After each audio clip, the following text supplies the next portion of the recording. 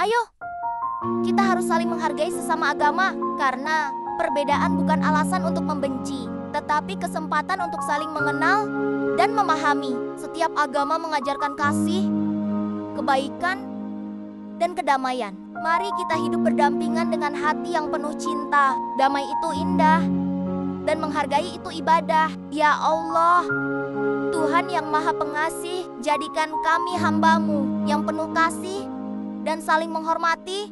Meski berbeda keyakinan, tuntun hati kami untuk hidup damai, menebar kebaikan, dan saling memahami dalam perbedaan. Ya Allah, limpahkan pula rahmat dan keberkahan kepada setiap orang yang telah mensubscribe dan mendukung channel ini. Balaslah kebaikan mereka dengan kebahagiaan, kesehatan, dan rezeki yang penuh keberkahan. Amin ya Robbal Alamin.